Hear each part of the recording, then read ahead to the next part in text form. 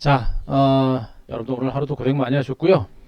음, 시장이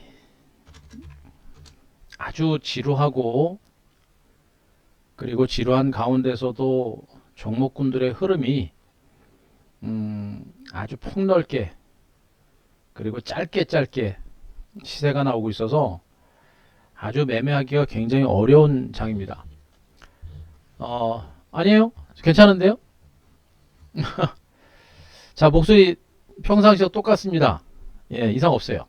음. 자, 괜찮죠? 자, 제 목소리 괜찮죠? 자, 목소리 잘 들으시면서 한번. 자, 이상 없습니다.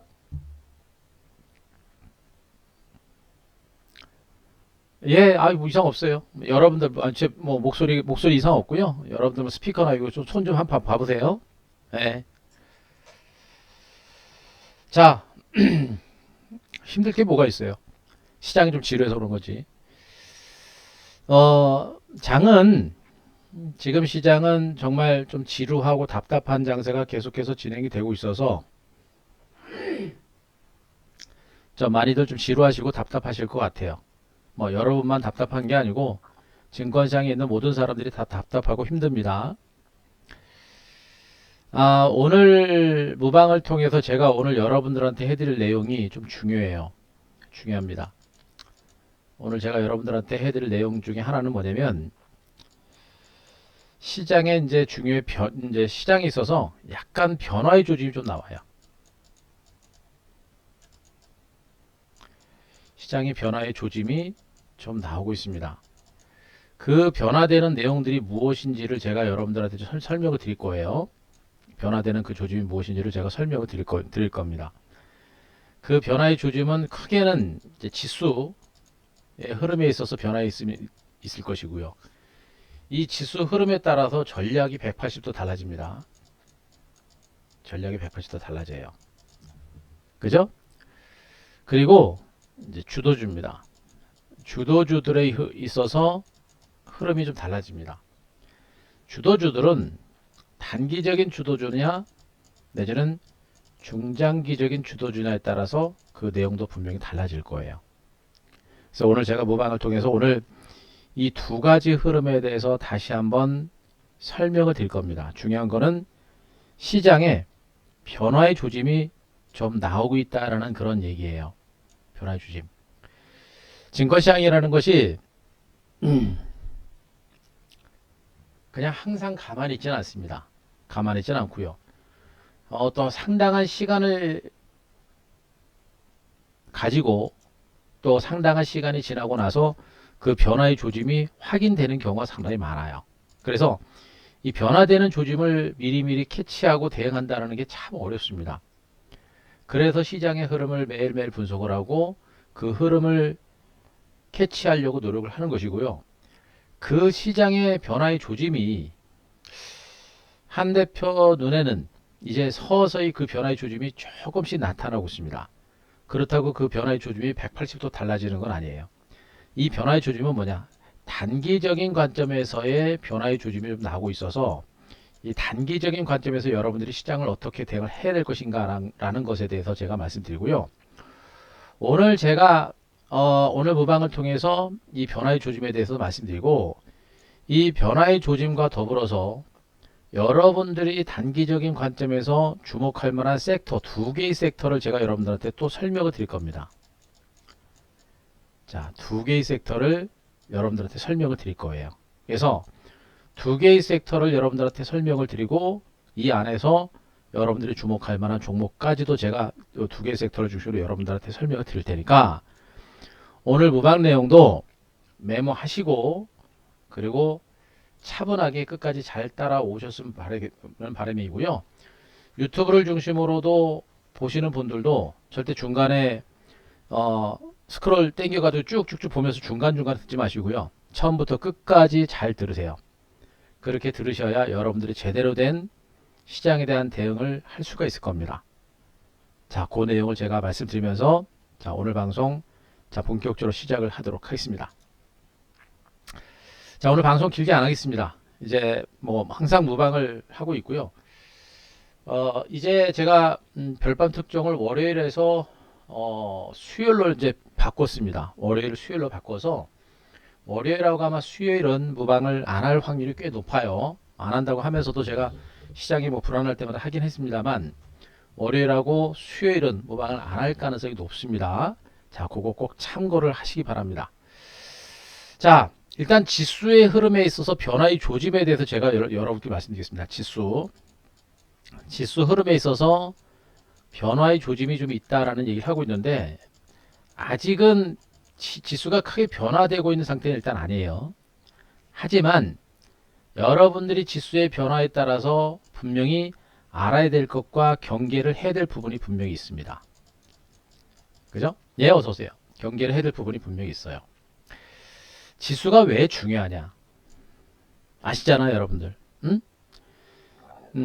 지수가 올라갈 때는 그래도 최소한 종목이 폭락은 안 나오고 그래도 주도주가 있고 많은 종목이 갑니다. 그래서 수익을 내기가 굉장히 좋죠.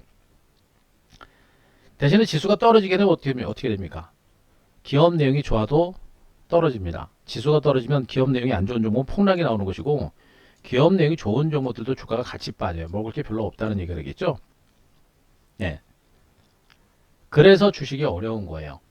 그래서 지금 지수가 무너지게 되면 분명히 여러분들은 경기를 분명히 해야 되고요. 그죠?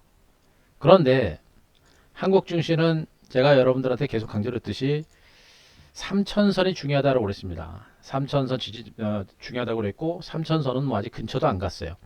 장중에 3035선까지 가는 약세가 나오면서 경계가 있었습니다만 최근 시장의 흐름처럼 어제는 뭐 장중에 장 초반에 강세 출발해 장 막판에 밀려서 끝났고 오늘은 장 초반에 약세 출발 후에 전약 후강으로 끝났습니다. 그래서 3천선의 지지를 받아서 아직은 이상은 없어요. 아직은 이상은 없습니다. 중요한 거는 이상은 없는데 지수가 못 가죠. 아주 지루합니다. 이 지루한 흐름에 대해서도 이미 여러분들한테 말씀드렸고 그 가능성에 대해서도 충분하게 얘기를 해드렸습니다. 자, 지수가 이렇게 기간주정 지루한 흐름이 계속해서 진행이 되다 보니까 이 안에서 제가 얘기했던 중소형주 장세라도 좀 강하게 좀 나와주면 우리 개인 투자자분들이 좀 재미있게 그리고 힘들지 않고 지수는 못 가더라도 중소형주 장세에서 참 짭짤하게 수익을 내는 그런 재미있는 장세가 나올 수 있을 텐데 보통 그렇습니다. 대형주가 장을 주도할 때는 중소형주가 못 가다가 대형주가 쉬면 중소형주가 올라가는 게 대부분이에요. 그런데 이번 장은 이게 안 나오고 있습니다. 그래서 재미가 없는 거예요. 다만 지금도 주목하고 있는 것은 아직도 지수의 기간주 중에 좀 더 진행이 되게 되면 중소형주 장세가 나올 수 있는 가능성은 아직은 열어놨습니다. 이 시간적인 텀이 있을 뿐 중소형주 장세가 나올 수 있는 가능성은 아직은 남아있기 때문에 아직은 시장에 대해서 포기하거나 실망할 필요는 없어요. 문제는 코스피 지수가 3천선의 지지를 받고 있는 상태여서 시장은 괜찮지만 코스피가 좀 불안하다 보니까 코스닥이 또 직전 저점을 살짝 깨고 내려가려고 하는 약간 불안한 흐름이 좀 나오고 있죠. 예. 자, 이런 가운데 중요한 게 뭐냐면 한국 증시 차트는 괜찮은데 문제는 뭐야? 미국 증시란 말이에요. 미국 증시. 그죠? 다우 지수는 어제 강보합에서 마감이 됐습니다만 나스닥이 무려 2.4% 폭락이 났어요. S&P 지수는 0.7% 하락을 불과합니다만 분명 상승 추세는 일단 멈춘 상태예요. 그죠? 멈춘 상태입니다. 이게 문제예요. 일단 미국 증시의 강세장은 누가 이끌고 있습니다. 나스닥 시장이 이끌고 있잖아요. 그죠? 근데 나스닥 지수가 뭐 여러분들이 보시더라도 어마무시하게 올랐습니다. 2008년 미국의 서프라임 사태 이후에 나스닥 지수가 대체로 1000포인트 초반에서 14,000포인트까지 무려 12년 동안 이렇게 폭발적인 강세장이 나온 겁니다. 어마어마하게 많이 올랐죠. 증권시장이 예민한 이유가 바로 이거예요. 지금 미국은 코로나19 확진자 수가 많이 줄어들고 있고 백신 보고 빨라지고 있고 대규모 경기 부양 대책이라는 재료가 있음에도 불구하고 미국 증시가 못 가고 있어요. 왜 그래요? 일단 미국 증시가 너무나 많이 올랐고 그런 재료들이 많이 반영이 된 겁니다. 경기 부양 대책이 나오더라도 실질적으로 경기 부양 대책이 나오더라도 뭐 미국 경제는 지금 많이 회복한 그런 구간입니다. 그죠? 그런 가운데 만약에 유동성을 더 공급하게 되면 경기 회복에 대한 기대감들 때문에 금리 인상 분위기가 좀 더 강화될 수 있는 거예요. 그래서 미국 뉴욕 증시가 이렇게 단계적으로 올랐고 오른 상태에서 금리에 대해서 굉장히 예민한 그런 흐름이 계속해서 반복이 되고 있는 겁니다. 예, 그런 흐름이 계속 반복이 되고 있는 거예요. 결론적으로 봤을 때 지금 미국은요 정말 시장이 많이 올랐고 그리고 오른 데 따른 경기감이 있는 상태에서 추가적으로 올라갈 만한 모멘텀이 없어요. 경기 부양 대책도 그렇고 백신도 코로나도 그렇고요. 문제는 금리가 미국의 금리 인상 속도가 좀 진정되거나 금리가 가파르게만 올라가지 않으면 최상의 시나리오는 뭐냐? 미국 증시가 안 빠지는 겁니다. 옆으로 기어가는 거예요. 미국 증시는 지금 올라가도 부담이에요. 올라가면 올라감에 따른 부담감과 경기감이 분명히 커질 수가 있어서 미국 증시는 올라가도 부담이고 올라갈 때마다 물량을 두드러 맞을 가능성이 분명히 높아요. 높습니다. 그래서 경계를 하는 거예요. 그래서 금리가 조금만 올라가고 금리 인상이 좀 가파르게 진행되면 미국 증시가 꺾일 수 있는 그런 우려감이 있기 때문에 지금 미국 증시가 이렇게 예민한 겁니다. 물론 저도 여러분들한테 강조드립니다만 지금 금리가 인상이 되면서 금리가 인상된다는 건 그만큼 경기가 좋아지고 있다는 얘기가 되는 거예요, 여러분들. 그죠? 경기가 좋아지고 있다는 얘기입니다. 그래서 금리 인상과 또 금리 상승과 주가는 같이 움직인다라는 그런 의미로 보셔도 돼요. 그래서 시장 자체가 너무 금리 상승에 대해서 너무 예민할 필요는 없다라고 보고 있습니다. 중요한 거는 미국의 경기 회복이라든가 이런 재료들이 이미 주가에 많이 반영이 됐고 금리 인상이 만약에 가파르게 진행되게 되면 미국 증시는 과도하게 오른 데 따른 조정이 나올 수 있어요. 미국 증시가 조정을 받게 되면 어떻게 됩니까? 한국 증시도 분명히 조정을 받을 수밖에 없는 거예요. 그죠? 조정을 받을 수밖에 없는 그런 흐름인 겁니다. 그래서 여러분들은 지금 이 시장을 볼 때 아직까지 코스피 지수 3000포인트 지지를 받고 있어서 아직은 괜찮기는 하고요. 또 미국 증시가 단기적인 조정권에 들어가긴 했습니다만 아직까지는 대대적인 폭락 가능성이 높지는 않다라고는 보고 있어요. 하지만 최소한 미국 증시는 크게 올라가기도 쉽지 않은 이런 장세이기 때문에 최소한 이 구간에서 기간 조정만 나와주면 저는 최상이라고 보고 있습니다. 최상위로 보고 있어요. 그래서 현재 나스닥 지수는 여기 13,000선 정도 13,000선 정도 얘기하고 있는데 여기 주봉상으로 13,000선 정도면 여기고요. 자, 이 정도고 그리고 자 월봉상으로도 여기입니다. 네, 이 정도. 이 13,000선 정도는 안 깨져야 돼요. 13,000선 정도. 나스닥을 중심으로 13,000선 정도는 안 깨지는 게 중요하고 여기를 지지를 받고 미국 증시가 이 구간에서 저는 기간 조정에 나서는 게 최상의 시나리오로 보고 있습니다. 올라가면 두드러 맞게 돼 있습니다. 그리고 이 기간에서 상당 기간 동안 기간 조정이 이어져야 돼요. 여기서 지금 뭐 몇 개, 2달 정도밖에 기간 조정 안 났는데 저는 2달 이상 기간 조정이 나와야 된다고 봐요. 그리고 나서 주가가 올라가면 그때는 좀 더 올라갈 수 있어요. 어쨌든 간에 이 구간에서는 13,000선 정도로 지지를 받고 13,000선 지지선으로 기간 조정에 나서는 이런 흐름이 나오는 게 최상의 시나리오다. 자, 요걸 보게 되면 국내 증시는 어떻게 돼요, 여러분들? 국내 증시도 마찬가지입니다. 현재 이 3,000포인트를 지지선으로 한 지수의 기간 조정이 생각보다 좀 길어질 가능성이 커요. 생각보다 좀 길어질 가능성이 큽니다. 애시당초 저는 이번 조정이 앞에 지난 7, 8, 9월달, 10월달의 이 기간 조정보다 짧게 끝나고 반등에 나설 가능성이 좀 큰 것으로 봤는데 현재로서는 그걸 지금 확답하기는 굉장히 어려워요. 어렵습니다. 그리고 결국에 시장은 이렇게 당분간은 기간 조정 가능성이 있는 상태고 나스닥 13,000선 기준에서 13,000선이 지지가 되면 3,000포인트는 유지가 될 거로 보고 있는데, 만약에 13,000선을 깨고 내려가는 흐름이 나오게 되면 코스피 지수도 3,000선을 깨고 내려갈 수 있는 그런 가능성도 완전히 배제를 못합니다. 그래서 제가 여러분들한테 어제 무방에서도 또 어제 별밤에서도 그렇죠. 코스피 3,000포인트에 주목을 해라 라는 얘기를 많이 했습니다. 3,000포인트가 굉장히 중요한 지지선이 될 겁니다. 그리고 심리적으로 3,000포인트는 굉장히 중요한 지지선이었기 때문에 이 지지선이 무너지게 되면 분명히 여러분들 현금 비중은 약 30% 정도는 일단 확보를 해 두시는 게 좋아요. 그러나 저는 3,000선은 지지를 받을 걸로 일단 기대를 좀 합니다. 확신은 안 하지는 이제 그동안의 강력한 확신에서 약간 벗어나서 저도 조금 약화됐어요. 3,000포인트가 분명히 지지가 될 것이다라는 그런 시각에서 벗어나서 3,000포인트가 살짝 무너질 수도 있겠다라는 그런 시각으로까지 약간 후퇴가 된 겁니다. 더 중요한 건 뭐냐면 일단 지금은 지수 못 가요. 못 갑니다. 그래서 여기서 주목할 게 뭐냐면 지수 상방을 보고 대응하지 마세요. 지수 상방을 보고 대응하지 말고 여전히 시장 자체는 이런 기간주종의 연장선상이 있다는 그런 흐름으로 보시기 바라고, 이 기간주종의 연장선상에서 뭘 봐야 돼요? 뭐 철저히 그거 끼고밖에 없습니다. 종목 장세밖에 없어요, 여러분들. 아시겠죠?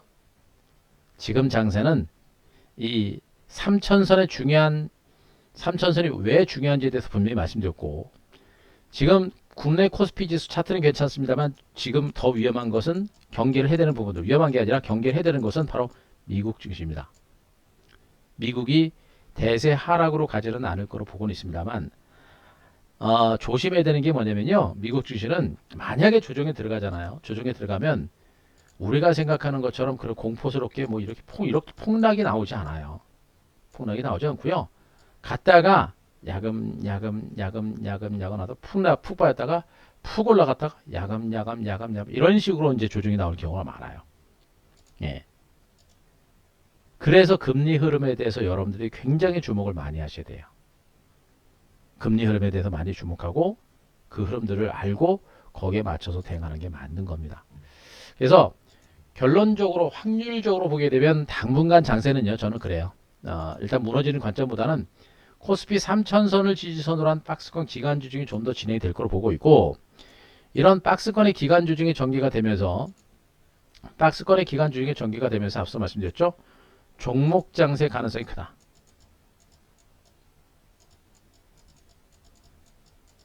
여기서 얘기하는 종목 장세는 뭐예요?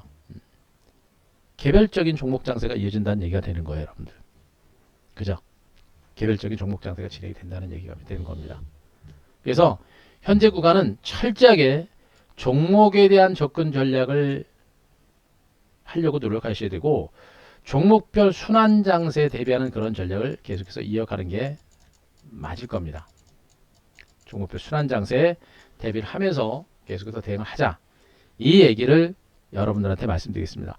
자, 지금까지 전반적인 시장에 대해서 간단하게 설명드렸는데 제가 말씀드린 내용들 자 이해되십니까? 자, 이해되신 분들 3번 오세요. 3번. 자, 3번.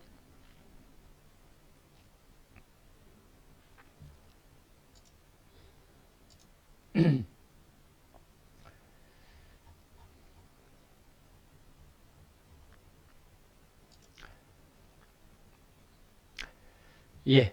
자, 뭐 이해하시는데 그렇게 힘드시진 않으실 거예요. 자, 지금부터는 그러면 제가 종목에 대해서 설명드리겠습니다. 섹터에 대해서, 종목의 흐름에 대해서 제가 지금부터 설명을 드릴게요, 여러분들.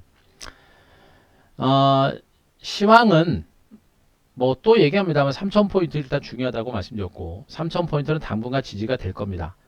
중기적으로는 미국 증시의 방향에 따라서 3,000포인트가 지지가 되느냐 붕괴가 되느냐가 결정이 될 것이니까 미국 증시를 많이 보셔야 되고, 국내 증시의 방향은 미국 증시의 손에 달린 겁니다. 그리고 미국 증시는 최소한 이 구간에서 급등세가 나오기는 쉽지 않다라는 거, 그거 꼭 체크를 좀 하셨으면 하는 바람, 그거 말씀드리고요.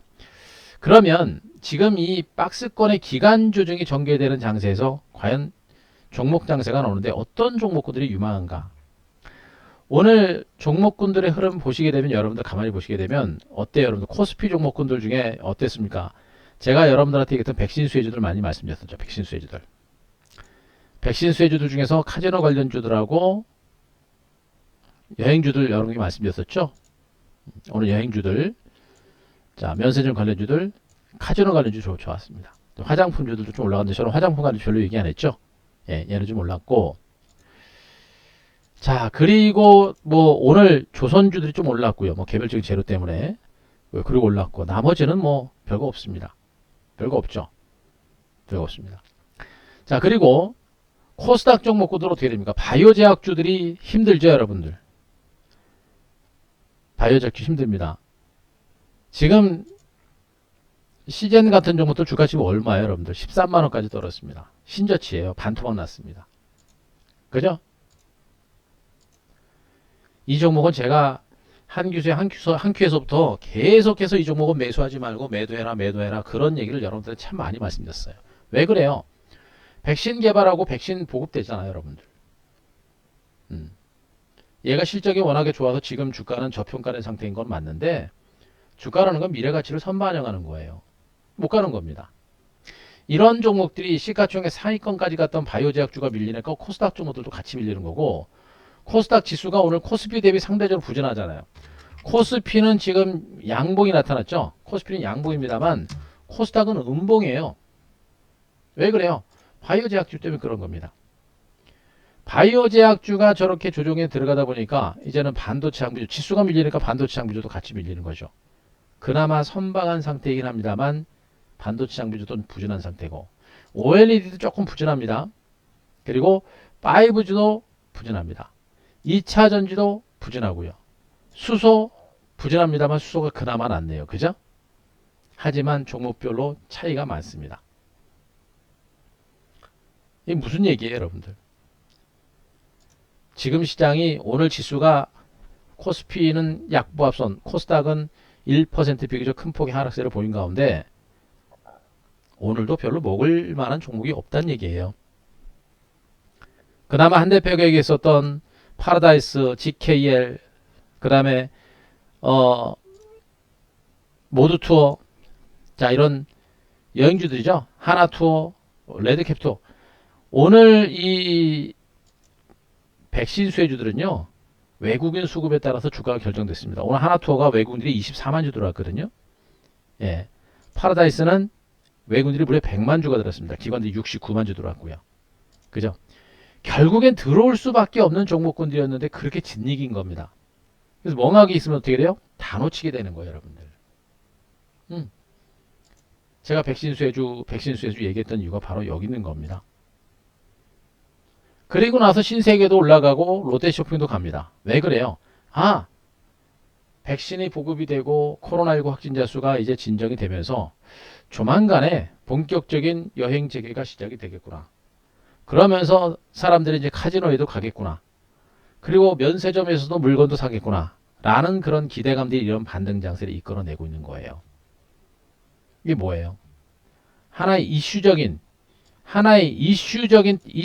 재료를 가지고 주가가 지금 움직이고 있는 겁니다. 그죠? 그러니까 지금 시장은 아직 주도주가 없어요. 주도주가 없습니다.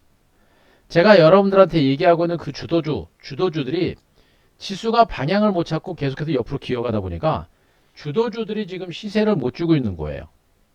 반도체도 일단 올라서 쉬어가는 과정들이고, 또 수소 관련주, 그리고 5G, 2차전지 이런 종목들이 주도 섹터권의 종목들이 지수가 못 가다 보니까 걔네들도 지금 주가가 계속 못 가고 있는 겁니다. 못 가는 상태에서 중간중간에 일부 이슈, 모멘텀들이 부각되는 종목이 선별적인 반등세를 보이고 있는 거예요. 그러면 지금 증권시장에서 이슈가 되고 있는 핵심적인 이슈가 되고 있는 부분이 뭡니까? 제가 보고 있는 지금 시장에 이슈화되고 있는 부분은 딱 두 가지입니다. 일단은 백신 보급이 진행이 되고, 그러면서 코로나19 확진자 수가 감소하고 있는 부분들. 자, 이게 하나의 큰 이슈화가 되고 있는 부분이고요. 두 번째 이슈화는 뭡니까, 여러분들?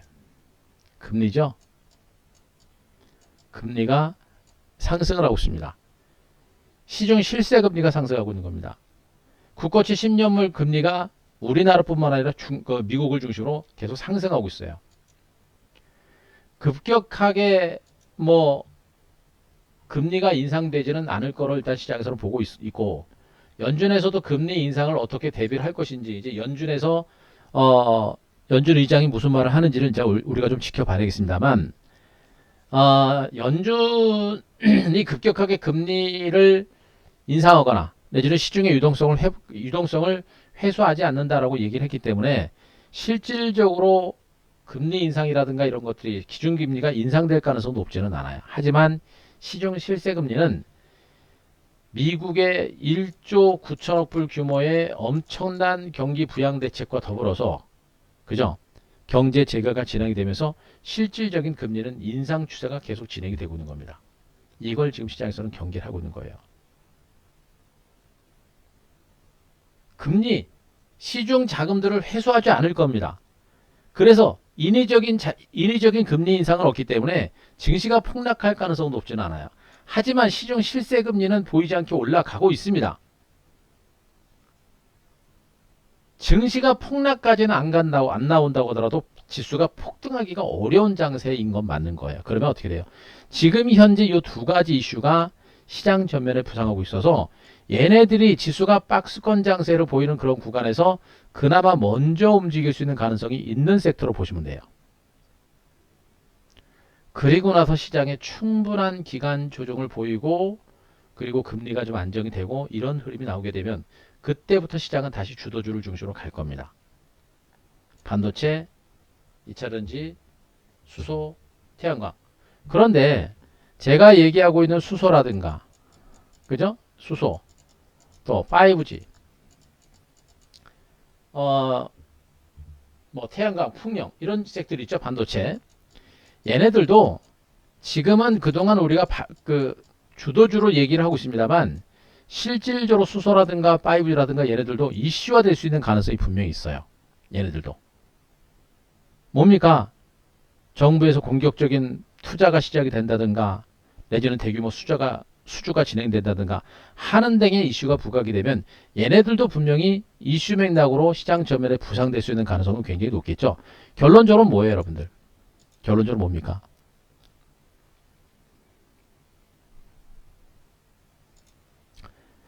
결론적으로 제가 말씀드리고 있는 이 주도 섹터의 종목군들이 이 안에서 돌고 도는 거예요, 여러분들. 지금 이 안에서 무슨 말인지 아시겠죠? 저 안에서 종목군들이 순환하고 있는 흐름이 나온다고 보시면 돼요. 그래서 일단은 여러분들이 일단 봐야 될 부분들이 백신 수혜주를 일단 하나 보시는 게 좋겠고요. 그리고 오늘 제가 아까 이제 말로만 빼는데 앞으로 이제 이것도 쫙 올려놓을게요. 앞으로 금리 상승에 따른 수혜주들도 이제는 보셔야 됩니다. 요거 메모하세요. 금리 상승에 따른 수혜주들도 우리가 하나씩 봐야 될 위치까지 왔습니다. 물론 얘네들이 저는 주도주가 되지는 않는다고 봐요. 하지만 단기적인 관점에서 시세 분출 가능성이 있기 때문에 금리 인상에 따른 금리 상승에 따른 수혜주들에 대한 관심도 높여라라는 얘기를 해드리겠습니다. 아셨습니까? 오늘 무료 방송에서 제가 여러분들한테 얘기하고 있는 것은 백신 수혜주들과 그리고 금리 인상에 따른 수혜주들에 대한 관심도를 얘네들에 대한 관심도 높여라라는 겁니다. 아시겠죠? 지금 제가 얘기했던 내용들 자 이해되시면 5번 자 종목을 조금 이따 얘기할 겁니다. 단기 관점에서는 일단 백신 수혜주와 금리 인상에 따른 수혜주들을 좀 봐라. 요거 이해되시면 5번 한번 쳐보세요. 5번.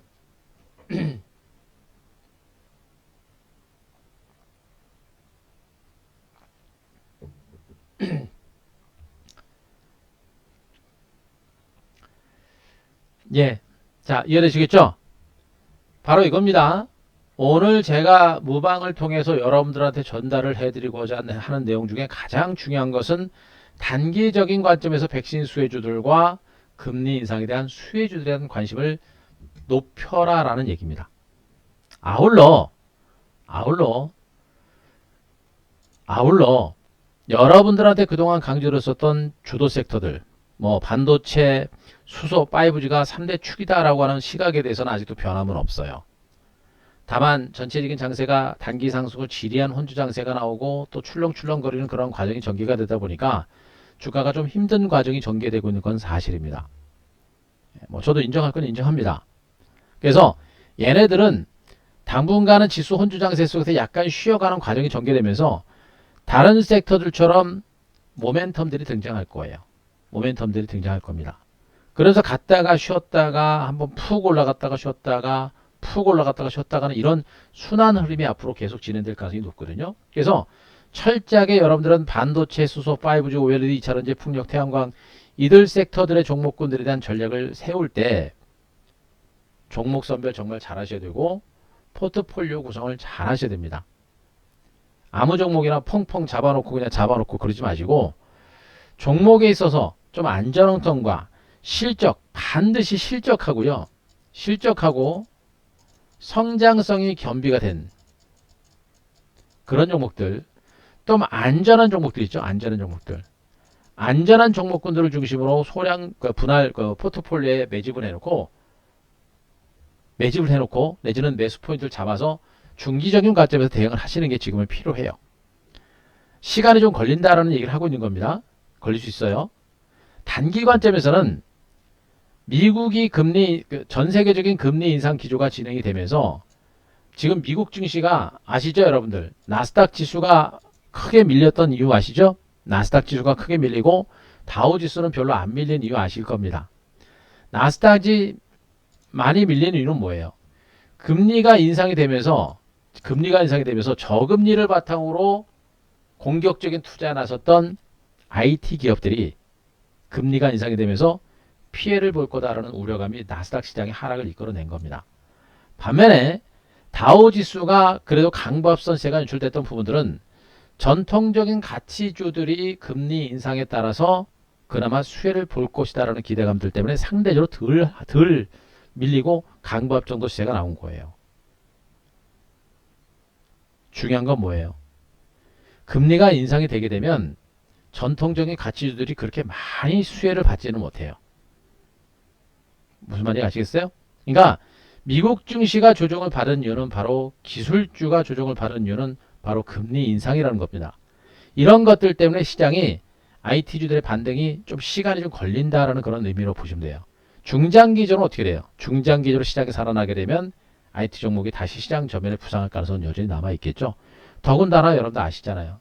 삼성전자를 비롯한 하이닉스 업황 전망이 얼마나 좋습니까? 특히나 하이닉스 지금 디램 가격 급등세 나오고 있죠, 여러분들. 그죠? 업황 자체가 살아있는 겁니다. 그래서 최소한 미국 증시가 급락마저하지 않고 하방 경직만 나오면 국내 증시하고 미국 증시하고 디커플링 가능성도 저는 보고 있거든요. 국내 증시가 그만큼 저평가됐어요. 미국 증시 따라서 미국 증시가 폭락이 나오게 되면 국내 증시도 동반해서 하락은 나올 거예요. 대신에 미국 증시가 빠지지만 않으면 국내 증시는 개별적인 반등 가능성은 있는 겁니다. 무슨 말인지 아시겠죠? 그래서 일단은 미국 증시 때문에 IT 섹터들 반도체라든가 수소라든가 5G라든가 오일이라든가 2차전지라든가 이런 신성장주들은 약간은 시장에서 소외되는 듯한 양상들을 보일 겁니다. 하지만 저는 분명히 말씀드린 얘네들도 오늘 백신 수혜주들이 올라갔던 것처럼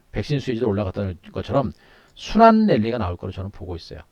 순환 랠리가 나올 거로 보고 있으니까 그 부분을 아시고 주도 섹터에 대한 전략적인 부분들을 여러분들 잘 세우면서 대응하자라는 부분을 말씀드리고 오늘은 백신 수혜주들과 그리고 금리 인상에 따른 수혜주에 대해서 제가 설명을 드리도록 하겠습니다.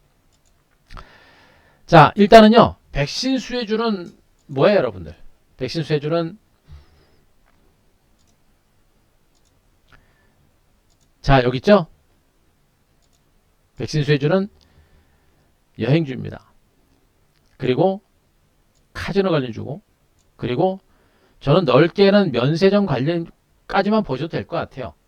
뭐 영화 관련주라든가 또 뭐 화장품 관련주들도 그 수혜주로 일단 부각은 되고 있는데 그 수혜주를 너무 폭넓게 보게 되면 종목이 너무 많아져요. 그래서 백신 수혜주들 중에서 수혜의 폭이 가장 큰 섹터가 바로 저는 요 세 가지 섹터라고 저 보고 있는 거예요. 그 중에서 여행 섹터 보셔야 되겠죠. 굉장히 힘들어요 지금 여행주들이. 지금 여러분들 실적을 본다고 하더라도 하나투어 실적 한번 보세요. 실적 장난 아닙니다. 회사 직전 뭐 고사 직전이에요. 1년 만에. 그죠? 1년 만에 고사 직전입니다. 매출이 거의 없어요. 매출이 없는 상태에서 뭐 돈은 계속 나가고 적자죠? 그래서 회사 분사 매각도 하고 있고 직원들 뭐 무급 휴가도 하고 휴직도 하고 있는 이런 상태인데, 자, 여기서 우리가 주목할 게 뭐예요? 지금 이렇게 여행사들을 중심으로 해서 너무나 힘든 여행사들이 많습니다. 근데 여행사뿐만 아니라 나라를 중심으로 봤을 때는 관광 수입이 있는 나라들이 굉장히 많죠, 여러분들. 이제 코로나 때문에 기업이 죽는 것뿐만 아니라 나라 전체가 휘청거리게 됩니다. 그죠? 일부 유럽 국가들과 일부 동남아 국가들, 여행 국가들 많죠, 여러분들. 그런 국가들이 여행객 수요가 줄어버리니까 나라 전체 경제가 휘청거립니다. 어떻게 됩니까? 백신 보급이 진행되고 코로나19 확진자 수가 조금만 감소세만 보이더라도 어떻게 할 것 같아요? 본격적인 글로벌 여행 재개가 시작될 가능성이 매우 높은 겁니다. 제가 이 백신 수혜주를 계속해서 강조를 드렸던 이유가 바로 그거예요. 그래서 오늘 외국인 투자가들이 이들 종목에 대해서 들어온 겁니다. 하나투어가 일단 업종 대표주 아니에요. 더군다나 지금 이 여행 관련주들은요, 애지간한 중소기업체들은 다 문 닫았습니다. 예, 애지간한 중소기업체는 다 문 닫았고요. 살아남은 자의 독식이 시작이 되는 겁니다. 여행 관련주들은요. 살아남은 자의 독식이 시작이 되는 거예요. 그래서 여행 관련주가 레드캡주가 강하죠. 그래서 지금 현재 여러분들이 시장에서 보셔야 될 부분들은 바로 이 여행 관련주에 대한 관심들을 보여야 되는 이유가 바로 여기 있는 겁니다. 자, 말씀드렸죠. 외국인 투자가는 오늘 24만 주, 기관들 7만 1000주 매수했습니다. 하나투에 대해서. 그죠? 결국에 뭐예요? 여행 관련주들에 대한 관심은 분명히 여러분들은 이어져야 됩니다. 하나투어를 선두로 해서 모두투어, 그리고 참전여행, 레드캡 투어, 노랑풍성인데 결국에 뭐 노랑풍성까지도 다 갈 겁니다. 근데 어쨌든 간에 가급적이면 탑3 레드캡 투어가 보셔도 될 것 같아요. 자, 이 여행 관련주들의 시세는 오늘 반등을 출발선으로 해서 점진적인 반등세를 보일 거예요. 중간에 변동성이 나오고 출렁거리는 과정들은 나오더라도 결국엔 추가적인 반등세를 보일 수 있는 가능성이 높습니다. 그래서 여행 관련주에 대한 관심들은 좀 높여 가야 된다라는 얘기를 여러분들한테 해드리겠습니다. 그래서 저는 하나투어 일단 탑픽 종목이고, 두 번째 모두투어, 그리고 참전여행 레드캡 투어까지 이제는 보셔도 될 수 있는, 봐도 되는, 그리고 여행 관련주에 대한 관심들을 높여라 라는 얘기를 여러분들한테 해드립니다. 자, 여행주 말씀드렸고요. 그 다음에 볼 수 있는 게 뭐야? 카지노 관련주들이죠, 여러분들. 카지노. 전 세계적인 여행이 재개가 되게 되면 어떻게 됩니까? 카지노에 대한 수요도 늘어날 수밖에 없는 겁니다. 그죠? 주가도 너무나 많이 하락했고요. 그래서 지금 파라다이스라든가 GKL 같은 종목들, 강원랜드 얘기하고 있는데, 뭐 저는 강원랜드까지 볼 필요 없다고 봐요. 일단은 파라다이스하고 GKL이 대표적인 종목이에요. 대표적인 종목입니다. 오늘 거래 터지고 약간의 눌림이 나올 수 있는데, 오늘 GKL도 기관 외국인들이 10만 주 이상 샀고요. 파라다이스는 외국인들이 무려 100만 주, 기관들이 69만 주 샀습니다. 한번 보세요, 한번 여러분들. 안 들어올 것 같으면서도 결국엔 저렇게 한순간에 들어오는 겁니다. 그죠? 뭐라 그랬습니까? 기관 외국인 투자가들을 중심으로 우리가 이길 수 있는 방법은 기관 외국인들이 결국에 들어올 수 있는 종목에 대해서 길목을 잡고 승부하는 수밖에 없다라는 얘기 하고 있는 겁니다. 많이 오른 게 아니라 이런 카지노 관련주들은 그렇게 앞으로 여행 재개까지는 시간은 좀 걸릴 거예요. 근데 전 세계적으로 여행 재개 얘기가 서서히 나올 겁니다. 전 세계적으로 경기가 너무나 안 좋고, 그리고 이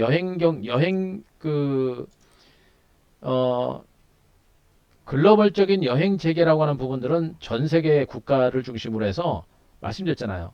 그 나라의 존폐를 결정하는 중요한 그런 국가들도 많습니다.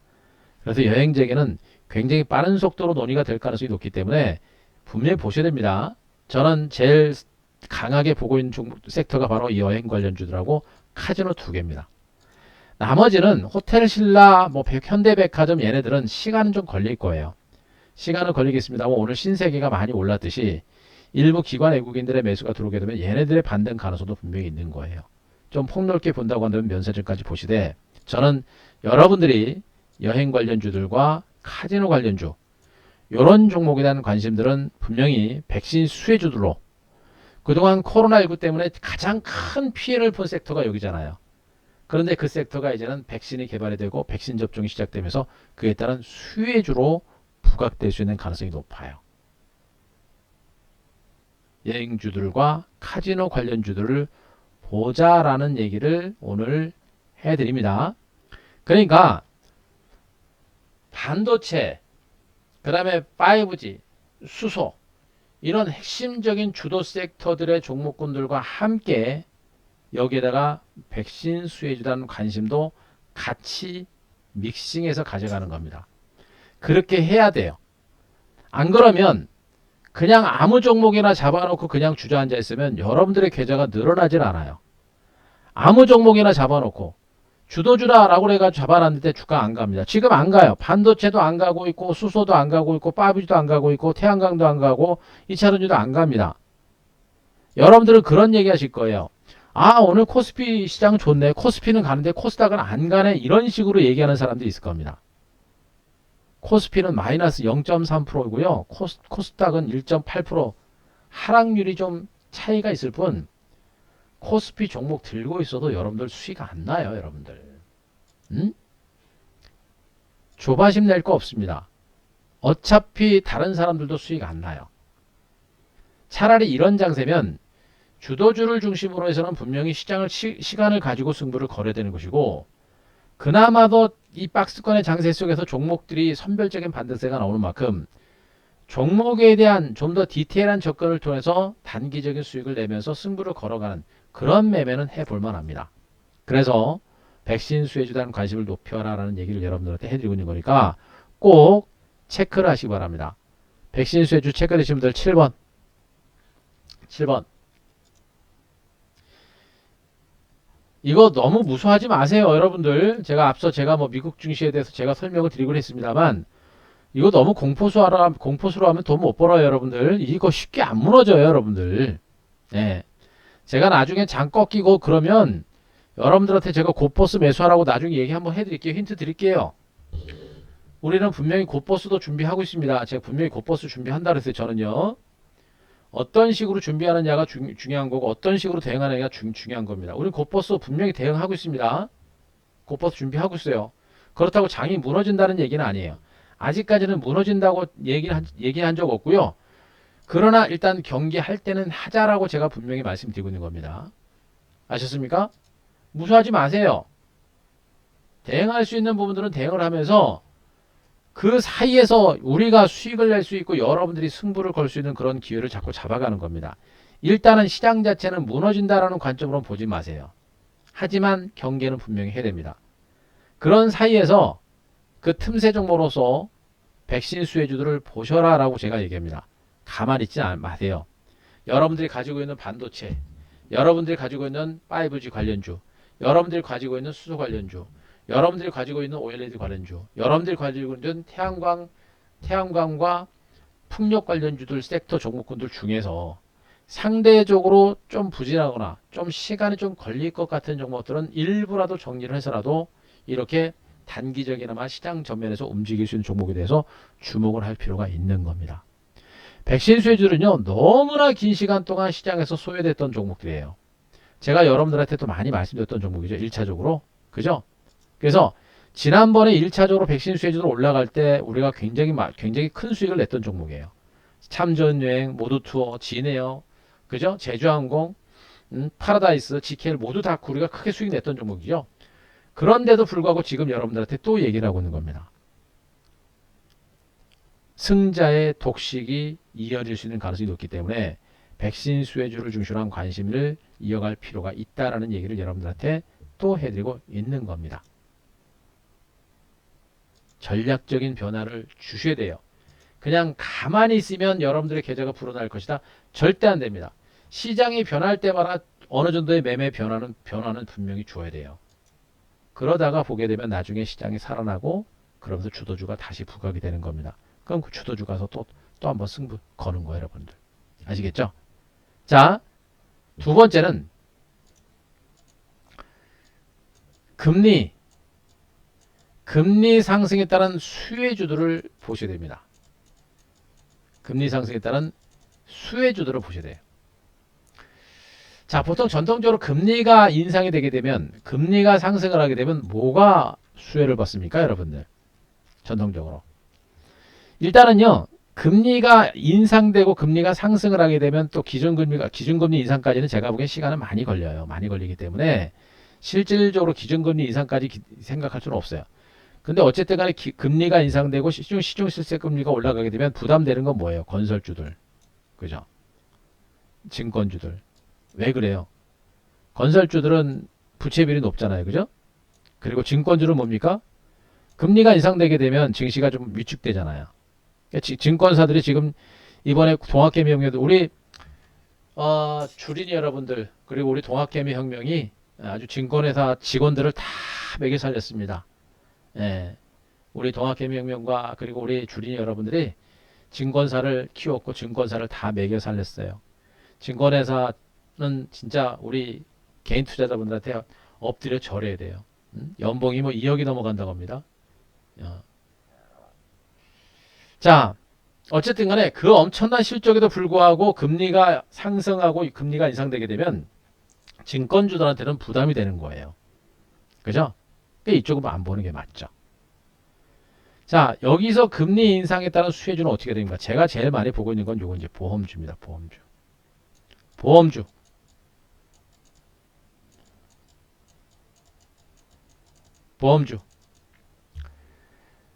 금리 인상에 따른 수혜주들이 여러 개가 있는데요. 많이 보면 안 돼요. 항상 저는 그래요. 이슈가 터지고 테마가 터지면 그 안에서 가장 수혜가 많이 갈 수 있는 탑픽 종목이 무엇인가를 봐야 돼요. 탑픽. 일단 금리가 인상이 되게 되면 가장 큰 수혜를 볼 수 있는 부분들은 보험주입니다. 또 보험주들은 어떻게 됐어요? 그동안 코로나19로 인해서 저금리 기조가 이어졌고 그러면서 보험주들은 어떻게 됐습니까? 코로나 피해주로 분류가 되면서 엄청난 주가 폭락세가 나왔었죠. 그랬던 보험주들이 이제 시중 실세 금리가 인상이 되면서 이제 보험주들이 시장 전면에 부상할 수 있는 그런 가능성이 높아졌고요. 그런 가운데 보험주들의 실적이 장난이 아닙니다, 여러분들. 보험주들의 실적이 실적이 엄청나게 나쁠 줄 알았더니 실적들이 그렇게 나쁘지가 않아요, 여러분들. 물론 현대해상은 2020년 실적이 2029년에 비해서 조금 부진한 상태이긴 합니다만 무려 3천억 원 규모의 대규모 순이익은 계속 유지가 되고 있는 그런 과정들이고요. 그리고 DB손보 같은 종목들.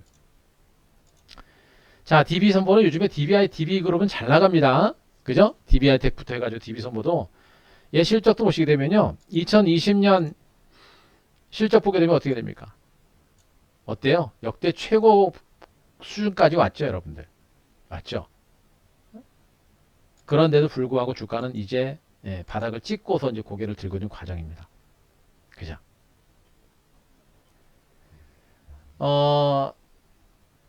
손보율도 많이 좀 감소했었죠. 감소한 상태인데 앞으로 이제 그거는 좀 시간이 좀 요즘에 이제 뭐 자동차 운행이라든가 이런 것들이 많이 늘어나다 보니까 손해율이 이제 앞으로 어떻게 될지는 좀 지켜봐야겠습니다만 어찌 되었던 간에 보험주들은 금리가 인상이 됨에 따른 수혜주입니다. 보험사들은 보험 자금들을 수탁을 해서 그 자금을 가지고 운용을 해서 이자라든가 또 투자에 따른 수익을 챙기는 그런 구조로 되어 있는 건데 금리가 저금리 기조일 때는 수익 자체를 얻을 수가 없죠. 하지만 금리가 인상이 되면 인상이 될수록 보험사들은 그에 따른 수익을 많이 얻을 수밖에 없는 거예요. 그런 가운데 주가로 많이 조정을 받았고 충분하게 이제 바닥을 찍고 이제 움직이고 있는 그런 과정들이겠죠. 그렇게 되면 어떻게 됩니까? 그나마 보험주들의 반등세가 좀 나올 수 있어요. 생명보험보다는 경기가 회복이 되게 되면 보험주들의 어떤 운용 수익이라든가 여러 가지 수익이 더 경기가 좋아지면서 수혜를 많이 받을 수 있습니다. 그래서 보험주들의 반등 가능성이 좀 있는 상태를 보시면 돼요. 그래서 보험주들 특히나 손보사를 좀 중심으로 봐라라는 얘기가 되고 있고요. 저는 일단 DB손해보험 이 종목은 역시 이제 보험사들 그 손보사들 중에서는 아주 대표적인 종목이고 대표적인 실적주 성장주고요. 예, 그런 종목이에요. 그랬던 종목이기 때문에 요 DB손해보험 아직은 좀 볼만한 종목으로 좀 보시면 되겠습니다. DB손해보험과 더불어서 현대상도 괜찮은데 저는 메리츠화재를 보고 있어요. 메리츠화재가 워낙에 실적이 좋아요. 메리츠 그룹이 금융시장, 뭐 메리츠 종금증권도 마찬가지죠. 금융시장에서 새로운 다크호스였고 이미 완전히 자리를 잡았어요, 여러분들. 자리 잡았고 아주 대표적인 금융사로서 발돋움하고 있는 업체가 바로 메리츠입니다. 그래서 메리츠화재도 지금 이렇게 바닥을 찍고 고개를 들고 있는 그런 과정이기 때문에 이 보험주들에 대한 관심도 여러분들이 충분히 관심을 가질 만한 종목으로 제가 말씀드릴게요. 자, 이해되셨습니까? 보험주까지 제가 설명드렸습니다. 이해되신 분들, 자, 1번, 다시 한번 1번.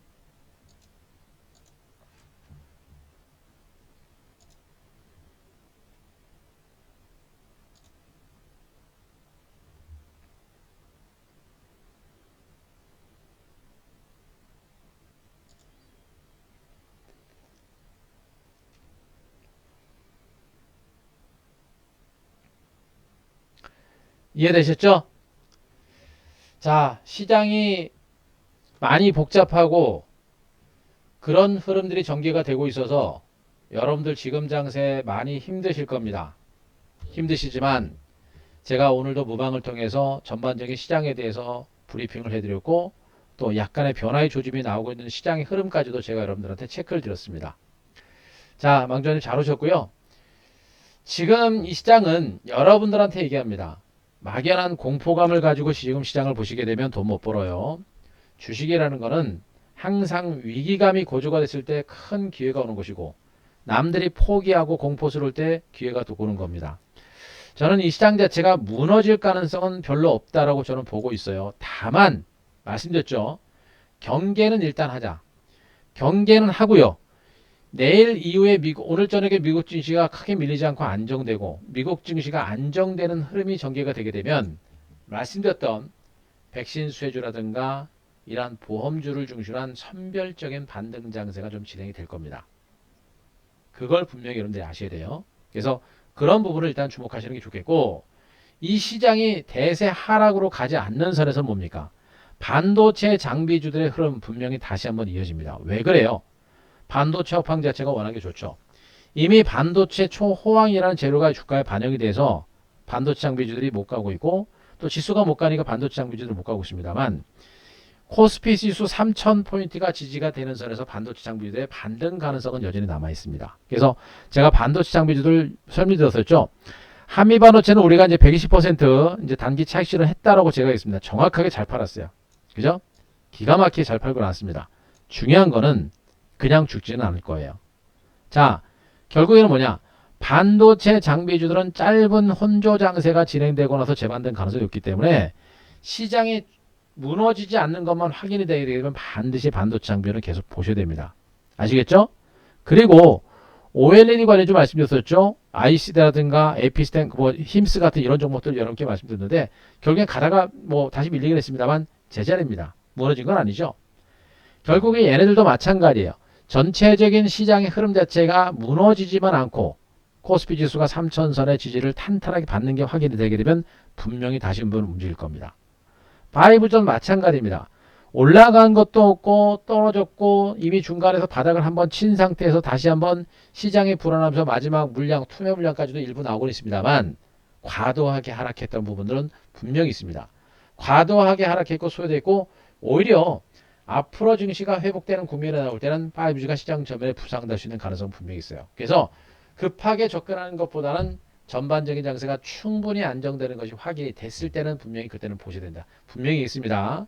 성급하게 접근하거나 그러는 것보다는 시장에 충분하게 안정되는 것을 확인하고 접근해라라는 얘기를 해드렸고 만약에 코스피 지수가 3000선이 깨지는 흐름이 나오게 되면 그때는 일부 반도체도 일부 5G도 일부 수소도 일부 태양광 얘네들도 일부는 정리를 해야 돼요. 3000선이 무너지게 되면 그렇지 않고 3천선의 지지가 되게 되면 얘네들도 반드시 부각될 수 있는 가능성은 크다. 그걸 분명히 보시기 바라고요. 저는 전기차 안 봅니다. 그리고 수소 자동차, 수소 에너지 관련주도 마찬가지입니다. 얘네들은요, 어, 전기차 관련주들이 1차적인 상승세를 보이고 나서 상당한 기간 조정을 보이고 재반등에 나서는 그런 흐름이 나타났듯이 수소 에너지 관련주도 마찬가지가 될 겁니다. 그죠? 전기차 관련주들이 초반에 이렇게 오르고 나서 너무나 긴 시간 동안 진이기는 그런 과정들이 나타났었죠. 이런 진이기는 과정을 보이고 나서 다시 움직이는 이런 흐름이 나타났듯이 수소 에너지 관련주도 반드시 그런 흐름이 나올 겁니다. 다만 전기차 2차전지 관련주처럼 이렇게 긴 시간 동안 기간주 중에 들어올지 아니면 짧은 기간주 쪽에 반등이 났을지는 그건 몰라요. 하지만 분명한 것은 수소 관련주들도 그런 기간주 중에 반등세가 나올 수 있는 가능성이 매우 높다. 결국에 지금 장은요. 여기서 3천선이 저는 만약에 최악으로 본다고 한다면 3천선이 살짝 깨지는 흐름 나오더라도 계속 무너지진 않아요. 3천선이 잠깐 깨지더라도 깨졌다가 다시 회복될 수 있는 그런 가능성도 분명히 있다고 보고 있고 어쨌든 간에 지금 장세는 중소형주 종목 장세 가능성은 여전히 남아있다고 보시면 됩니다. 그래서 지금 시장은 미국 증시 계속 보시고 코스피 3000포인트 꼭 지지 여부 확인하시고 그리고 주도주에 대한 관심을 이어가시면서 오늘 백신 수혜주와 그리고 금리 상승에 따른 수혜주인 보험주 쪽 이런 종목군들로의 순환 반등에도 대비하는 그런 전략을 펼칠 때 시장에서 소요되지 않고 좀 더 안정된 수익이 나올 수 있다라는 얘기를 마지막으로 설명을 드리도록 하겠습니다. 자, 오늘 제가 말씀드린 내용들 충분히 체크되신 분들 자 다시 한번 자 3번 한번부터 보네요. 3번 3번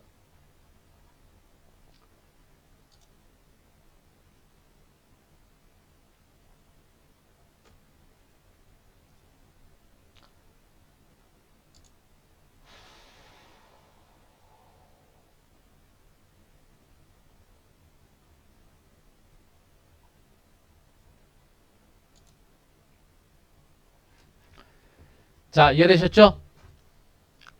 시장이 좀 많이 변화하고 그리고 변동성이 커지고 그렇게 해서 여러분들 매매 전략 세우기가 쉽지 않을 겁니다. 저도 미국 증시 흐름 보고 전반적인 종목군들의 흐름 보면서 정말 신중하게 시장 많이 대응하고 있고요. 수익이 나기는 쉽지 않은 장세입니다만 여기서 깨지면 안 돼요. 깨지면 안 되고 이 구간 거듭 얘기합니다만 경계는 분명히 해야 됩니다만 무너진다라고는 저는 보지는 않고 있어요. 그래서 이번 구간만 잘 이겨나고 나면 아마 조만간에 정말 좀 더 강력한, 좀 더 재밌는 장세가 나오지 않을까라는 그런 기대감을 가지고 있으니까 일단은 선제적으로는 약간은 조심을 하되 그러나 기회를 잡아가자는 측면을 말씀드리고요.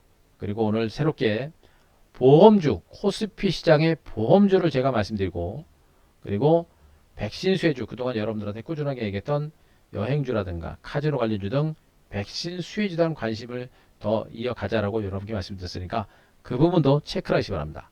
그리고 나머지 반도체, 그리고 수소, 5G 외에 풍력과 태양광 이런 섹터들의 중장기 성장주들에 대한 관심도 여전히 있는 만큼 단기적으로는 좀 지루하더라도 중장기적인 성장 주가 상승 여력은 여전히 크다라는 거 마지막으로 강조를 드리도록 하겠습니다. 자, 오늘 제가 준비한 건 여기까지고요. 여러분들 거듭 얘기합니다. 자신감 있으셔야 돼요. 막연한 공포감을 가지고 주식하시면 안 되고 제가 오늘 무방에서도 말씀드렸듯이 시장은 돌고 돕니다. 시장은 돌고 돌아요. 그러면 여러분들의 전략도 분명히 그 흐름에 맞춰서 돌고 돌아야 됩니다. 그래서 지수가 무너지지 않는 이상 종목 장세는 분명히 나올 것이고 또 지수가 무너지지 않는 한 시장은 분명히 조만간에 살아날 겁니다. 종목과 주도 중심의 반등장은 이어질 가능성이 높으니까 그 흐름에 맞춰서 여러분들도 자신감 있게 좀 대응하세요. 자신 없고 무서우면 방법 없어요. VIP로 오시는 방법밖에 없습니다. 자, 이제는 VIP는 다들 아실 거니까 더 말씀드리지 않고요. 화이팅 하시고 포기하면 아무것도 없어요. 하지만 준비하고 대비하는 사람들은 조정장에서 리스크 관리를 하고 그리고 그 리스크 관리 후에 큰 시세를 준비하게 되면 반드시 터지게 되어 있습니다. 주식 투자 한두 달은 초치기에 불과하다라고 제가 얘기했죠. 한두 달 동안 힘들고 답답한 장세가 나옵니다만 한두 달 동안 힘들고 답답한 흐름 이후에 대시세가 터지듯이 그 대시세를 준비하는 분들은 분명히 이장, 여러분들은 분명히 성공할 겁니다. 위기 아니고 기회의 관점으로 보시 바라고 그 기회를 꼭 잡으셨으면 좋겠습니다. 자, 오늘 마무리하겠습니다. 화이팅 하시고 제 목소리 뭐 시장에 대해서 걱정합니까? 무서워합니까? 무서워하지 마세요. 시장 흐름을 알면 대응하면 되는 거예요, 여러분들. 아시겠죠? 걱정만 하지 마시고 대응하세요. 그리고 자신 있게 안정적인 그런 수익을 한번 노리시기 바랍니다. 고생하셨고요. 화이팅 하시고 자, 우리 회원님들 내일 다시 뵙겠습니다. 여러분들도 포기하지 마세요. 포기하면 아무것도 없어요. 포기하지 말고 대응하세요. 시장이 위험하다라고 하면 리스크 관리 하는 것이고 그리고 리스크 관리 이후에 분명히 기회가 옵니다. 자, 그 기회를 잡으려고 노력을 하셔야 돼요. 아셨죠? 이 시장은 그렇게 쉽게 끝나지는 않을 겁니다. 고생하셨고요. 오늘 마무리하도록 하겠습니다. 자, 회원님들 내일 뵙고 여러분들도 화이팅 하시기 바랍니다. 고맙습니다. 마무리하겠습니다.